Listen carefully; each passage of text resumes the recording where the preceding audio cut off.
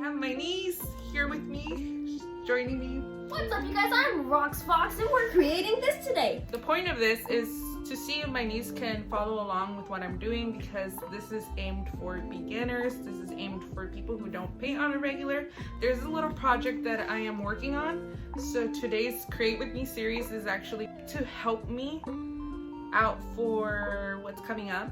And hopefully I make it as easy or simple as possible. I just want these instructions to be clear, and that is the goal for today.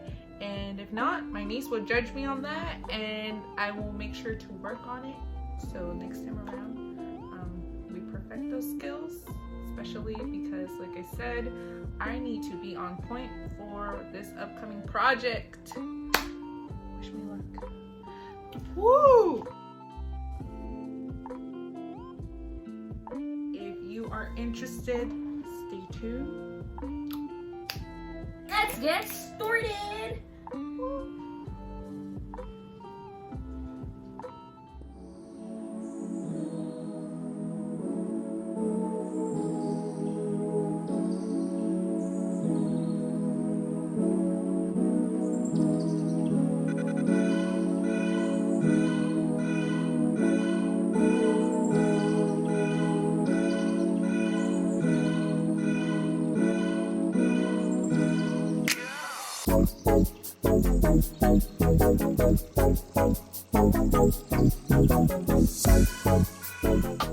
Alrighty, so we will be starting off with some red. I will place that on my canvas and start mixing some yellow with a little bit of red to start creating a decent orange. We want a nice bright orange. Now make sure that you have more yellow than red, and if it's a little light you can gradually add a bit more red. So we want to make a nice glob of that orange because we are about to use that for our background, and we're going to start blending from top to bottom, back and forth horizontally. We're going to start with a harsh red up top, and as we're moving downward back and forth horizontally, we're going to start slowly blending into our orange. We will gradually bring the red down to nicely blend with our orange that we made. Don't be scared. Be persistent on that canvas. I actually like to gradually add color to it. I don't like to start off harsh, but I like that my niece just went in with it and she didn't have like spots on her canvas. If you notice on mine, it's pretty patchy. Now we are going in with a pencil to create a circle a little below half of the canvas. It's going to be below half. We're going to create a circle, and in the middle of the circle we're going to create lines on the left and the right side. As you notice, I go back in and I make the top of my circle a bit bigger.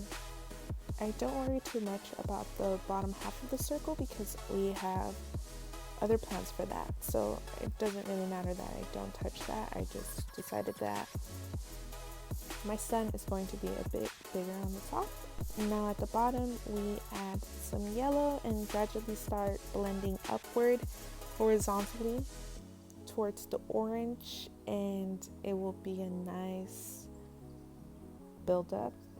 It's okay to take your time with blending all those colors because you kind of want it to be seamless, and that is upward. But as we start moving downward with our orange, we want to make sure that we go lighter. So we're picking up less orange or just gradually bringing down the yellow that we're working with, but we're doing it lightly. So we are just sweeping back and forth towards the bottom with the yellow that we were working with. If you're hesitant about adding too much color, just sweep that brush lightly on the canvas and just gradually build up your color. The line that we have created initially is our horizon line, and how we're going to start adding the color, we're going to go light yellow to medium orange to light red. So right now my niece is working on the light orange. After gradually adding yellow, and next we will be adding a bit of red. She is showing the motion of strokes, how I'm lightly brushing the canvas back and forth. I am sweeping that canvas lightly. And now we will start adding some red, and we're going to lightly add that red in. Red is kind of hard to work with it. It's such a dominant and strong color that it's a little difficult to blend like you'd like if you gradually start adding it. So what I did was, as it was freshly on my canvas, I started to add a little bit of water to it. I started to dip my brush in some water and kind of blend that in until eventually it started to work with me. I tried to give that tip to my niece as I was figuring it out myself, and it sadly didn't work as well for her. As you can tell, her strokes, her red acrylic paint was already a little too dry, so it was a little difficult for her to blend that in. So she couldn't blend in what was on the canvas, but I told her to start adding more fresh acrylic with water, and eventually it started to budge and work with her. Let's make sure that we add water lightly with the acrylic. Let's not get carried away, because as you can see, I was like wiping out some of the excessive water that I had put on my canvas. And through this whole procedure of our background, it is just sweeping our brush horizontally back and forth. It is just a motion of sweeping that canvas horizontally. Now we start adding some white into our palettes and getting a really thin brush to create our horizon line. So I lightly start going in with some white and making that horizon line, as you can see. And then we as well start working on our circle. The top half of that circle will be our sun, so we're going to start filling that in once we are done with our horizon line. Our horizon line is just going to be a very thin line. And we as well will start gradually building up that white. We don't have to rush our circle. I took my time with it.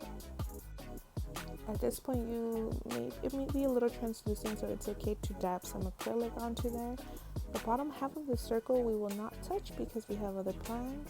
As you can see, I will start actually to add some lines, thin lines at the bottom. They're going to be somewhat sporadic, a little separated. We're going to have some long lines, some thin lines. It would be like a downward triangle, or like the shape of a U, but in white. You is the guy she tells you not to worry about.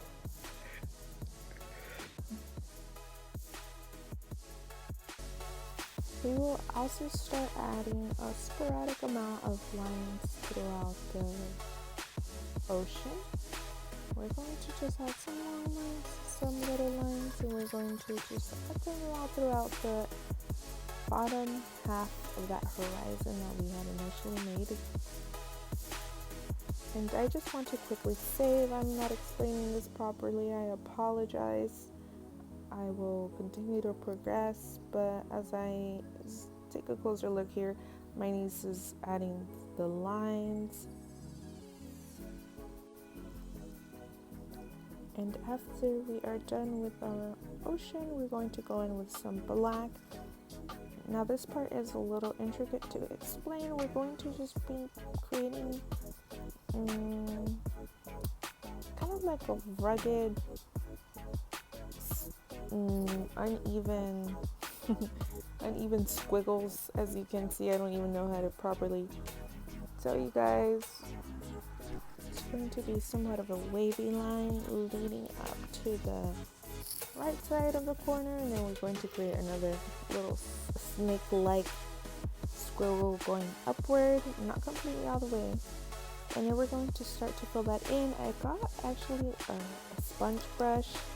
I felt like it was going to be a lot quicker than a more detailed brush. I did try to work with that, but I prefer the sponge brush, and my niece actually stuck with the little brush that she filled in the detail. It was what she was comfortable with. She didn't want to completely go in with a more intimidating bigger brush to just fill out the spaces. With some of the unfilled and patchy spots closer to the edge, I did go in with a much thinner brush to fill in those white spots.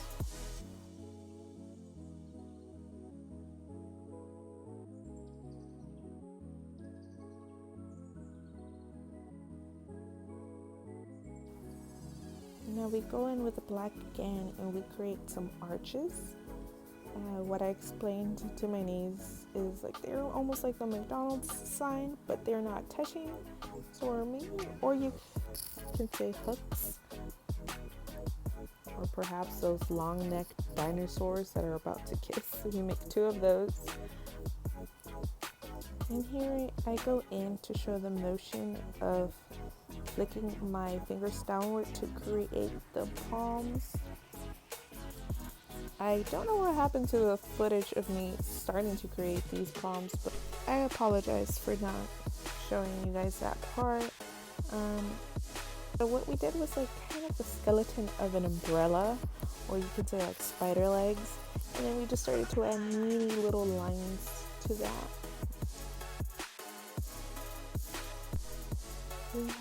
We added 4 branches. In the initial stem we made that a branch. As soon as we finished those details, we were pretty much done with our paintings, and there you have it, guys, your very own paradise. If you made it this far, thank you so much for watching. That's why you need to prep yourself before you film. Gotta be